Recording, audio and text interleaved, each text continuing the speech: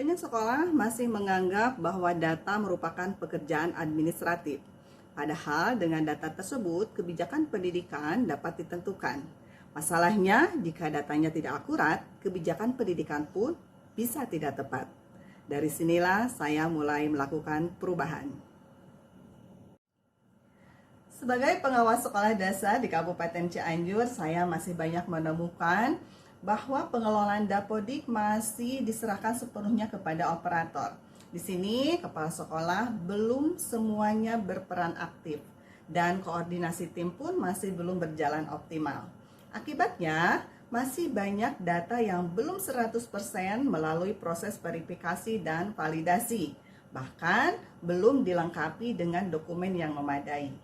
Padahal data tersebut menjadi dasar penentuan BOS, SPMB, hingga pembangunan sarana prasarana sekolah.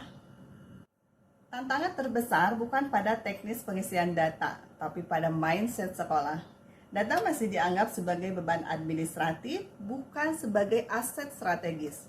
Selain itu, peran kepala sekolah juga belum sepenuhnya optimal, literasi data juga masih rendah, dan koordinasi internal sekolah masih belum berjalan efektif. Ya, terus ada SD Gayam. SD Gayam dapat miskin ya. SD Muka ya. SD Muka itu tidak dapat miskin tapi mengikuti pelatihan. Itu di atasnya masih ada. Nah, itu. Yang lain kalau tidak ada. Baiklah Bapak Ibu, sesuai dengan agenda kita hari ini, mohon maaf sebelumnya karena kemarin diundur menjadi hari ini. Iya ya, ada beberapa hal yang saya sampaikan sebelum ke pengelolaan kinerja dan juga ada TKA tentang bisnisnya yang ingin saya sosialisasikan, dan nanti mohon izin untuk dijadwalkan pertemuan dengan guru kelas 5 dan 6 untuk coding sekaligus sosialisasi dengan visi dan profesional di berbagai lomba ini. Terus kita rencana gabung dengan gugus. Untuk mengatasi hal tersebut, saya melakukan pendampingan strategis yang tidak hanya berfokus pada teknis saja, tetapi pada perubahan tata kelola sekolah berbasis data. Saya mengembangkan model pasti data sebagai kerangka kerja pendampingan. Pasti data terdiri dari pemahaman, aktivasi peran, sinkronisasi, tindak lanjut, dan internalisasi. Pertama, pemahaman. Saya membangun pemahaman bahwa data merupakan dasar kebijakan. Kedua, aktivasi peran. Saya mendorong kepala sekolah untuk menjadi penanggung jawab utama kualitas data. Ketiga, sinkronisasi.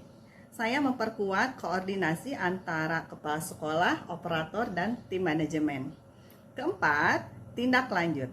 Saya melakukan pendampingan langsung termasuk perpal data dan monitoring pada saat cut-off. Kelima, internalisasi. Saya menanamkan prinsip bahwa data yang tidak diverifikasi itu tidak memiliki nilai di dalam sistem. Hari ini diinisiasi oleh Bapak Ibu sendiri, tentu saya merasa sekali dengan kinerja Bapak Ibu di gugus sekolah. Terima kasih sehingga mewakili Bapak Ibu kepala sekolah atas antusiasnya yang saya bisa bersama sekolah berkaitan dengan Dapodik atau lainnya. Jadi aku merasa tenang ya, merasa terbantu gitu. Semoga Bapak Ibu semua diberikan kemudahan, kelancaran, dan berkah, segala cita-citanya nanti tercapai. Dari Pak Ketua juga dari Pak Yadi dan Prof sedikit apa yang akan dibahas untuk hari ini. Ada 4 ya. Pertama Dapodik, kedua pertama ijazah, ketiga teknis pelaksanaan TKSD yang akan dilaksanakan, lalu pembuatan draft pergeseran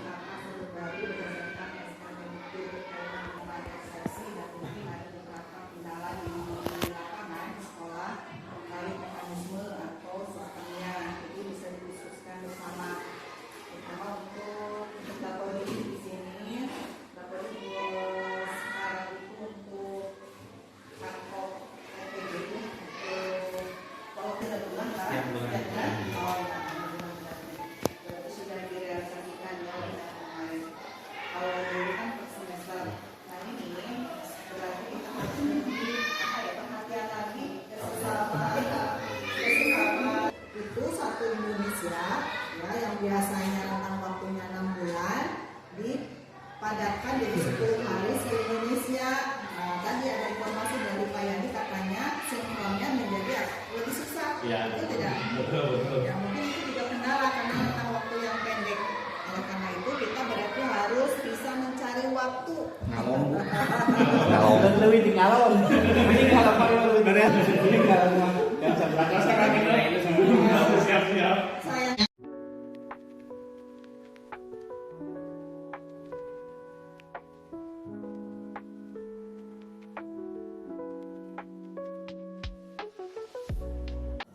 Pendampingan ini menunjukkan perubahan yang signifikan. Sekolah mulai memandang data sebagai aset strategis, bukan sekedar administrasi. Kepala sekolah menjadi lebih aktif lagi dalam memastikan kualitas data. Operator lebih teliti dan koordinasi tim internal sekolah menjadi lebih baik. Dan yang paling menakjubkan adalah operator merasa terpacu untuk berbagi praktik baik dan saling mengingatkan sesama rekannya di sekolah lain. Sekolah juga lebih siap menghadapi kebijakan berbasis data seperti BOS, SPMB, pengajuan sarana prasarana sekolah, dan yang lainnya. Dari praktik ini, saya menyadari bahwa perubahan tidak cukup hanya dilakukan pada aspek teknis. Perubahan harus dimulai dari mindset dan kepemimpinan. Pendampingan yang efektif adalah yang mampu menggabungkan praktik di sekolah dengan dampaknya terhadap kebijakan.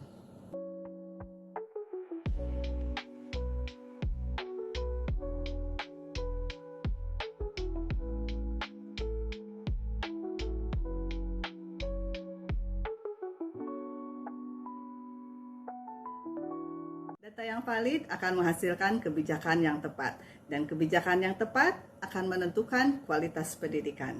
Karena itu, membangun budaya tata kelola berbasis data bukan lagi pilihan, tetapi menjadi keharusan.